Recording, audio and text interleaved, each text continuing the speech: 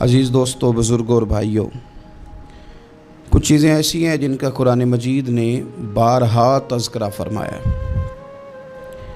قرآن پاک کسی چیز کا ایک بات بھی ذکر کر دے تو وہ چیز ہمارے لیے دستور حیات اور منشور زندگی بن جاتی ہے۔ لیکن اگر اللہ تبارک و تعالیٰ کسی چیز کا بار بار تذکرہ فرمائے تو معنی یہ ہے کہ اس کی ہمیں بہت ہی زیادہ ضرورت ہے۔ ان چیزوں میں سے ایک چیز صبر ہے۔ قرآن پاک نے 100 سے زیادہ مرتبہ صبر کا تذکرہ فرمایا ہے۔ اتنی بڑی بات کو سمجھیے گا کہ 100 سے زیادہ مرتبہ قرآن پاک نے تذکرہ کیا ہے صبر کا، اور مختلف انداز میں۔ کہیں فرمایا کہ وَبَشِّرِ الصَّابِرِينَ، اے محبوب صبر کرنے والوں کو خوشخبری سنا دیجیے۔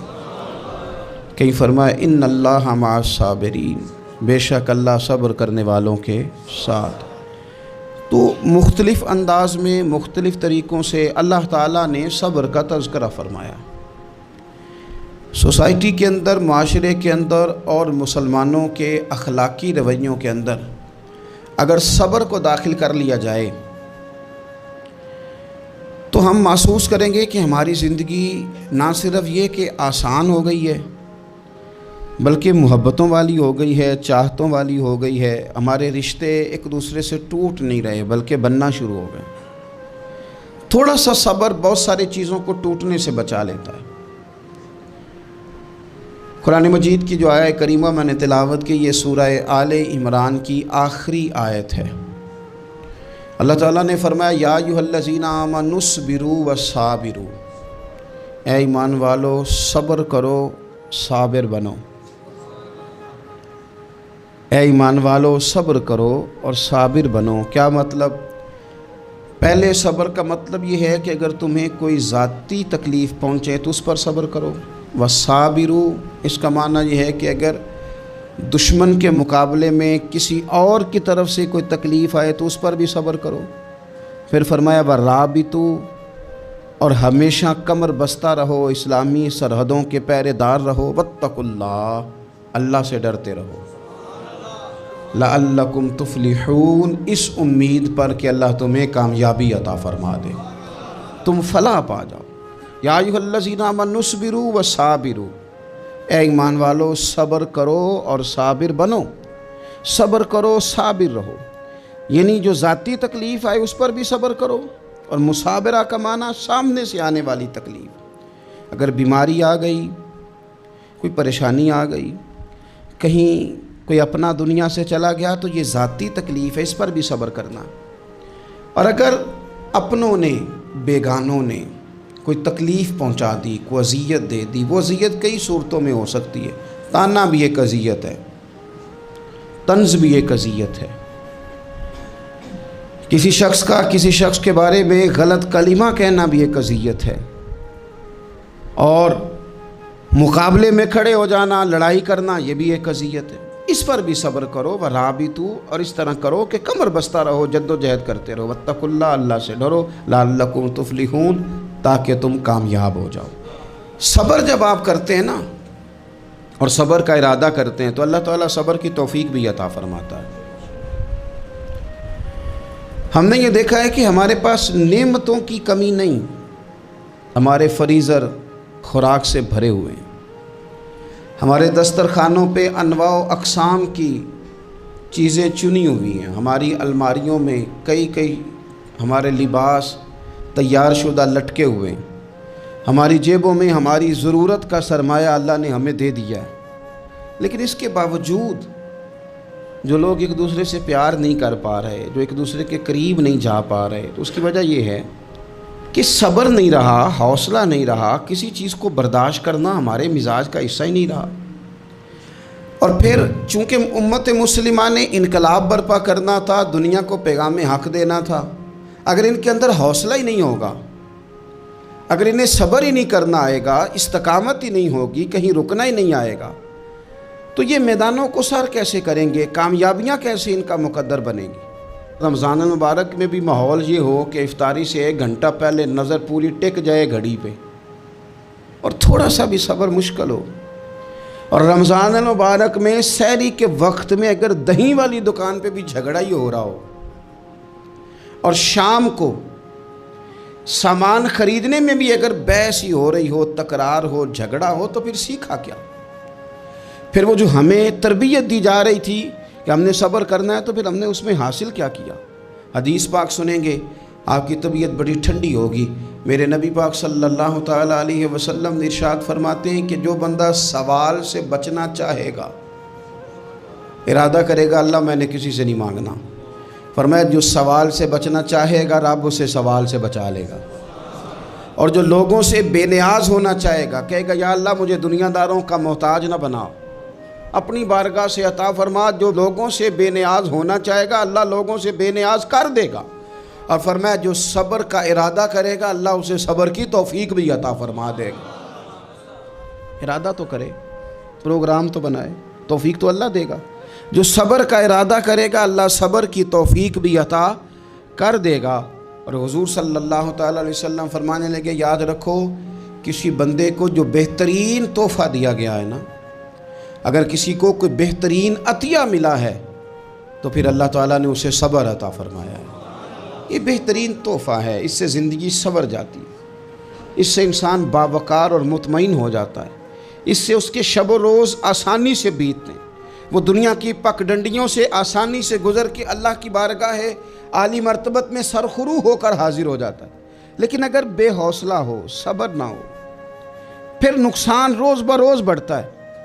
اور پھر میرے رسول پاک صلی اللہ تعالیٰ علیہ وسلم ارشاد فرماتے ہیں کہ اصل بات یہ ہے کہ اللہ تعالیٰ نہ کسی بندے کا درجہ بلند کرنے کا ارادہ فرماتا ہے، لیکن اس کے اعمال اس طرح کے نہیں ہوتے کہ اس کا درجہ بلند کیا جائے۔ اب رب کیا کرتا ہے؟ اللہ تعالیٰ اس کو مال کی، جان کی، اولاد کی کسی مشکل میں ڈال دیتا ہے، اس مصیبت پر وہ بندہ صبر کرتا ہے تو اللہ تعالیٰ اس کا درجہ بلند فرما دیتا ہے۔ اعمال اس قابل نہیں تھے کہ درجات بلند ہوں، وہ اعمال کی بنیاد پر نہیں کر سکتا تھا تو اللہ نے کسی مشکل میں ڈال کے نہ اپنے فضل سے درجہ بلند کر دیا۔ اب جو راہ طریقت کا مسافر تھا، جو سلوک کی منازل طے کر رہا تھا، جو اللہ رسول کے قریب جانے چاہ رہا تھا، اس کے لیے کتنی آسانی ہو گئی کہ مجاہدہ تو زیادہ نہ کر سکا، کثرت سے نفلی صوم و صلات کا بندوبست تو نہ کر سکا، تھوڑا سا صبر کیا، رب نے اپنا اور اپنے محبوب کا قرب عطا فرما دیا۔ تو یہ تو آپ صبر کرنے کے لیے جب نکلے ہیں تو آپ نے تو رب رسول کو پا لیا۔ یہ صبر تو وہ والا سفر ہے جس کی جو منزل ہے وہ اللہ رسول کا قرب ہے۔ ہم لوگ تھوڑی تھوڑی باتوں میں حوصلہ ہار جاتے ہیں، صبر چھوڑ جاتے ہیں، پریشانی بڑھ جاتی ہے، پتہ نہیں ایسے محسوس ہوتا ہے کہ جیسے یہی بندہ دنیا کا سب سے دکھی بندہ ہے۔ تو ایک تو یہ کہ ذاتی حیثیت سے صبر کرے، ایک یہ کہ پھر دشمن کا جب مقابلہ ہو، آمن نصبرو و صابرو، آپ کا جب مقابلہ سامنے کسی کے ساتھ ہو تو پھر تیر، تلواریں، اسلحہ، بندوقیں یہ نہیں زیادہ لڑتی، میدانوں میں حوصلے لڑتے ہیں، میدانوں میں صبر لڑتا ہے، میدانوں کے اندر توانائیاں لڑتی ہیں۔ میدان کربلا کے اندر کوئی مقابلہ نہیں تھا تیر کا تیر کے ساتھ، تلوار کا تلوار کے ساتھ کوئی مقابلہ نہیں تھا۔ میدان کربلا کے اندر ظلم کا صبر سے مقابلہ تھا، فتح کے ڈنکے یزید نے بجائے تھے، جشن ابن زیاد نے منایا تھا، لیکن قیامت تک اللہ نے جو فتح عطا فرمائی ہے تو وہ حسین ابن علی کے صبر کو عطا فرمائی، وہ سیدنا امام علی مقام کے صبر کو ملی۔ عزیز بھائی، صبر ہی ہمیشہ فاتح ہوتا ہے، صبر ہی جیتا کرتا ہے، صبر ہی کامیابیاں دیتا ہے، نتیجے صبر کے نکلتے ہیں، صبر کے حوصلے کے نتیجے ہوتے ہیں۔ ہماری جلد بازی ہمیں شکست خوردہ کر دے گی، ہمارا حوصلہ نہ ہونا ہمیں ہرا دے گا، ہم کمزور پڑ جائیں گے اگر ہم بے حوصلہ ہو جائیں گے۔ سنو، میرے نبی پاک علیہ السلام نے تربیت کی، حضور اپنی امت کو درس دیتے ہیں، حضور فرماتے ہیں پہلے تو کوشش ہی نہ کرو کہ تمہاری دشمن سے لڑائی ہو، اس چکر میں ہی نہ پڑو کہ لڑائی ہو۔ مسلمان امن والے ہیں، یہ پرامن لوگ ہیں، یہ امن پسند ہیں، یہ داعیے امن ہیں، یہ معاشرے میں مومن ہونا امن کی علامت ہے۔ فرمایا پہلے تو یہ پروگرام ہی نہ بناؤ کہ تمہاری لڑائی ہو، اور فرمایا پھر اگر ہو جائے نا تو پھر صبر کے ساتھ مقابلہ کرو، پھر ڈٹ کے مقابلہ کرو، اور پھر یاد رکھو کہ یہ جو جنت ہے یہ تلواروں کے سائے میں ہے، جنت تلواروں کے سائے میں تمہیں ملے گی۔ پھر ڈٹنا سیکھو۔ پہلے تو بات یہ کہ تم یہ ارادہ ہی نہ کرو لڑائی، اور اگر کبھی ہو جائے وہ لوگوں کو بتاؤ کہ ہیں ہم پرامن لوگ، پر دین کے لیے کھڑا ہونا ہو تو پھر ہم سے زیادہ کسی کو کھڑا بھی نہیں ہونا آتا، پھر ہم سے زیادہ کسی کے پاس طاقت بھی نہیں۔ حضرت مولا علی شیر خدا رضی اللہ تعالیٰ عنہ کے زمانے میں کفر کے ساتھ ایک جنگ ہو رہی تھی، تو کافروں نے نا جاسوس بھیجے کہ یار پتہ تو کرو مسلمانوں کی تیاری کس طرح کی ہے۔ تو جاسوس واپس جا کے کہنے لگا سمجھ کوئی نہیں آئی ان کی، وہ تو راہب قسم کے لوگ ہیں، صوفی قسم کے لوگ ہیں، وہ تو کٹے ہوئے ہیں دنیا سے، مسلوں پہ بیٹھ جاتے ہیں، رات کو تو لگتا ہے دنیا سے تعلق ہی کوئی نہیں، لیکن سویرے اٹھ کے میدان میں تلوار لے کے نکلتے ہیں تو لگتا ہے ان سے بڑا مجاہد ہی کوئی نہیں۔ یہ عجیب لوگ ہیں کہ رات کو مسلح پہ بیٹھیں تو لگتا ہے کٹ گئے دنیا، یہ صوفی لوگ ہیں، درویش ہیں۔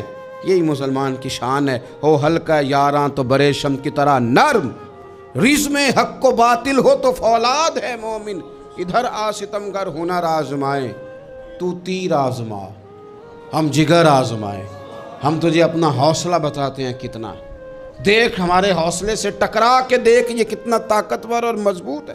تو عزیز بھائی، اگر زندگی میں آپ کو صبر کرنا آ گیا، میں بڑے دنوں سے یہ عنوانات بیان کر رہا ہوں، اور آج تو خصوصی طور پر رمضان شریف کے اس جمعے میں اپیل کرنا چاہتا ہوں آپ سے کہ کمزور باتیں کرنی چھوڑ دیں، مایوسی کے جملے اپنی زندگی سے نکال دیں۔ ہم مسلمان ہیں، آپ بیمار ہو گئے ہیں تو یہ بھی خدا کا فضل ہے، گناہ معاف ہوں گے۔ اگر اللہ تعالیٰ نے فقیر بنا دیا، غریبی آ گئی ہے تو یہ بھی فضل ہے، امیروں سے پہلے جنت میں جائیں گے۔ اگر اللہ تبارک و تعالیٰ نے کسی جگہ آپ کو مکان نہیں دیا اور دوسرے کو دے دیا ہے تو آپ وہ لوگ ہیں جو عظیم سنت ادا کر رہے ہیں سیدنا بلال حبشی کی۔ اگر کسی جگہ کوئی کمزوری آ گئی ہے، کوئی پیچھے رہ گئے ہیں تو یہ خدا کا فضل ہے۔ اللہ تعالیٰ نے چاہا ہمارے لیے جو فیصلہ تو ہم اس پہ راضی ہیں، لیکن اپنی زندگی میں اور شکوے اتنے بڑھا لیے، ہم نے اتنے بڑھا لیے کہ لوگوں سے شکوے کرتے کرتے رب رسول سے بھی شروع کر دیے۔ غلام بھی کبھی شکوہ کرتا ہے، آقا کا بھی شکوہ ہوتا ہے، بندہ بھی کبھی شکوہ کرتا ہے، رب کا بھی شکوہ ہوتا ہے، یہ بھی کبھی ہوتا ہے۔ آپ نہ مانے پر یہ شکوہ ہے کہ میں بڑے ڈاکٹروں کے پاس گیا ہوں آرام نہیں آیا، نہ مانے پر یہ شکوہ ہے میں نے کبھی کسی کو ستایا تو نہیں پر میرے حالات نہیں ٹھیک ہوتے۔ آپ نہ مانے پر یہ شکوہ ہے کہ فلانے کے پاس دولت زیادہ ہے، اس نے پتہ نہیں وہ آگے نکل گیا اور میں پیچھے رہ گیا، نہ مانے پر یہ شکوہ ہے۔ کس سے کر رہے ہو؟ رب رسول سے؟ او آس بولے تے او دی مہربانی اساں تے لاڈ ہی لڑاونے نے۔ کس سے شکوہ کر رہے ہو؟ خدا کے بندو، غلام غلامی کرتے ہیں، شکوے کرتے ہیں کوئی؟ حضرت ام سلمہ رضی اللہ تعالیٰ عنہ، شوہر کا نام ہے ابو سلمہ، بیٹے کا نام ہے سلمہ، کہتی ہیں میں، میرا شوہر، میرا بیٹا، تینوں، چھوٹا بیٹا میرا، ہم نکلے مکہ مکرمہ سے مدینہ طیبہ جانے کے لیے۔ ایک کی بیٹا ہے، خاندان جمع ہے، شوہر کی گود میں بیٹا، اونٹ کے پیچھے میں۔ فرماتی ہیں مدینے کی سرحد آ گئی تو میرے میکے والے آ گئے، کہنے لگے ابو سلمہ نہیں لے جانے دیں گے مدینے اپنی بیٹی کو۔ میں نے کہا میں مسلمان ہوں، میں تو اپنے شوہر کے ساتھ مدینے جاؤں گی۔ انہوں نے کہا نہیں جا سکتے، تو نے جانا ہے تو جا، ہماری بیٹی نہیں جائے گی۔ زبردستی مجھ سے انہوں نے مجھے میرے شوہر سے الگ کیا۔ کہتی ہیں پھر میرے شوہر کے قبیلے والے آ گئے، وہ کہنے لگے اگر تم اپنی بیٹی کو نہیں نہ جانے دیتے تو یہ جو ہمارا پوتا ہے یہ ہماری نسل ہے، تمہارا نہیں، اسے ہم نہیں جانے دیں گے۔ وہ بچہ اپنی طرف کھینچتے تھے، میں اپنی طرف کھینچتی تھی، مدینے کی سرحد پہ۔ یہ جھگڑا زمین کے لیے نہیں ہو رہا، مکان کے لیے نہیں ہو رہا، حضور کے مدینے جانے کے لیے ہو رہا، حضور کے مدینے جانے کے لیے ہو رہا، مدینے جانے کے لیے ہو رہا۔ لنگ کئی مہینے تے برس گئے تے تیری دید نو دیدے ہی ترس گئے۔ انہوں نے بچہ کھینچا، میں نے اپنی طرف کھینچا، میرے بچے کا بازو اتر گیا۔ فرماتی ہیں میرے شوہر مدینے چلے گئے، बेटा मेरे ससुराल वाले ले गए, मुझे मेके वाले ले गए। आज भी कुछ सियाने बंदे कहते हैं इसको निकाल दो और बच्चे छीन लो। उनका भी ख्याल था कि बेटा ले जाएंगे ना तो अबू सलमा भी मदीने से वापस आ जाएगा, ये भी वापस आ जाएगी। और यार इतना बड़ा भी जालिम कोई नहीं होगा जो माँ बाप से बच्चे जुदा करे।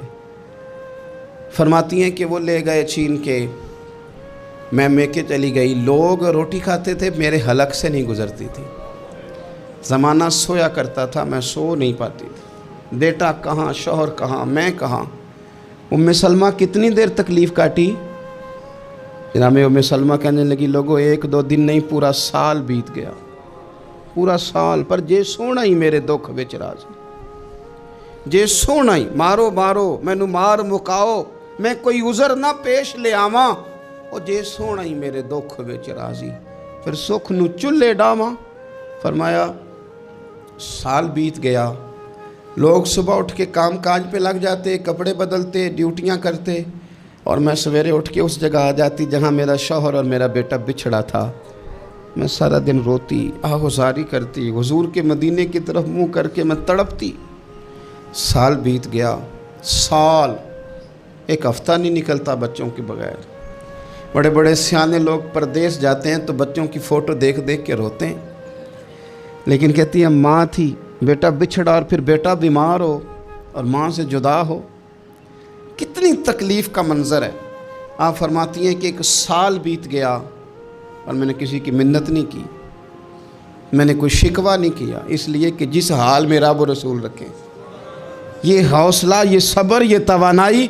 1 साल के बाद मेरे चचा का बेटा मेरे पास से गुज़रा, तड़पते देख कर कहने लगा, मेरी बहन तू सारा दिन रोती रहती है। तो मैंने कहा भाई तुम्हें क्या बताऊं, इसका शौहर चला जाए, बेटा जुदा हो जाए, वो क्या करेगी। फरमाते उसने जाके मेरे बाप से, अपने वाली से, मेरे ख़ानदान वालों से कहा इसकी सज़ा कब ख़त्म होगी। इस गरीबनी का कसूर ये है कि ये मदीने वाले का कलमा पढ़ती है, इसकी गलती ये है कि ये मुसलमान हो गई है, दीन हक कबूल कर लिया, क्यों नहीं तुम ख्याल करते। कहते उनके दिल नरम हुए, वो रज़ामंद हुए मुझे मदीने जाने पर उसने कोशिश की मेरे ससुराल पैगाम भेजे, कब बस करो, और बच्चा तो चिड़िया का जुदा हो जाए तो वह तड़पा करती है, और तुमने एक जीती जागती माँ का बेटा जुदा किया है। वो भी नरम हुए, रब ने असबाब बनाए, मेरा बेटा मुझे मिला। कहने लगे तू रह जा। मैंने कहा नहीं, तुम मुसलमान नहीं हो, तुम्हें पता नहीं ना, मैं यहाँ नहीं रह सकती, मुझे मदीने ही जाना है। अकेली इतना सफ़र, जंगलों का रास्ता, पहाड़ी रास्ता तय कर लोगी। मैंने कहा मैं कर लूँगी। जिन्हों वेख के ठर दियाँ अखियाँ ने तो जिन्हों वेख के ठर दा सीना है। रब्बा तेरी सारी खुदाई च एक ही ते शहर मदीना है। कहती मैं ऊँट पे बैठी, बेटा मैंने गोद में बिठा लिया, मैं सफ़र करने लगी, पर दिल में खटका था कि इतना लंबा सफ़र, बेटा छोटा है, कैसे करूँगी। कहते मुझे उस्मान बिन तला मिल गए। कहने लगे कहाँ जा रही हो बहन। मैंने कहा मदीने। कहने अकेले जाओगी। मैंने कहा जाना तो है ना, कोई साथ चले न चले पर शहर रसूल तो जाना है ना। आप फरमाती हैं मैंने उस्मान बिन तलहा से नेक बंदा कोई नहीं देखा, मेरे ऊँट की लगाम थाम ली। जब मुझे ऊँट पे बिठाते थे ना, ऊँट बिठा के चले जाते थे, मैं बैठ जाती थी तो आके लगाम थामते थे। जब कहीं मुझे उतारते थे तो ऊँट बिठा के चले जाते थे, मैं उतर जाती थी तो ऊँट को बांधते थे। सोना होता था तो ऊँट बिठा देते, मैं उतर जाती, वो दूर जाके लेट जाते। फरमाती थी फिर मेरे लिए मेरे रब ने असबाब पैदा किए और मैं मदीना पहुंची। मैं शौहर से मिली और लोगों मेरे नसीब देखो, मैं रहने कहाँ लगी, हुजूर के मदीने में, शहर रसूल में, शहर रह पाए नज़र होश में आ, ये कुव्वे नबी है। मैं हुजूर के हरम की ज़मीन और कदम रख के चलना, अरे सर का मौका है ओ जाने वाले, मदीने के खित्ते खुदा तुझको रखे, गरीबों फ़कीरों के ठहराने वाले। कहती है मैं वहाँ बसने लगी। आप फरमाती है मुसलमानों, शायद मुझसे ज़्यादा तकलीफ़ किसी ने न सही हो, पर देखो 1 साल पूरा मैं तकलीफ़ में रही, और जब मेरा सब्र साल को पहुँचा, सब्र की उम्र 1 साल हुई, तो फिर रब ने बंदोबस्त किया। फिर मेरे घर वाले भी नरम हो गए, ससुराल वाले भी नरम हो गए। रब ने मेरे आने जाने के लिए एक बंदे का बंदोबस्त भी फरमा दिया پھر میرا شوہر تک بھی میں پہنچ گئی، مجھے مدینہ الرسول بھی نصیب ہوا۔ 1 سال میں نے صبر کیا تھا، رب نے مجھے مستقل مدینے کا ٹھکانہ عطا فرما دیا۔ لیکن جو بندہ صبر ہی نہ کر پائے، جو صبر ہی نہ، جو کہ جی بڑی دور سے آیا ہوں، بڑی دیر ہو گئی، بڑا ٹائم ہو گیا، کب جا کے مسئلہ حل ہوگا، وہ جو آپ نے بتایا تھا وہ تعویذ کب اثر کرے گا، وہ دعا کب قبول ہوگی، وہ فلانا معاملہ کب، بھئی یہ ڈیٹ تو آپ کو رب رسول ہی دے سکتے ہیں، بندہ تو کوئی اطلاع ہی دے گا، پیغام ہی دے گا، دعا ہی کرے گا۔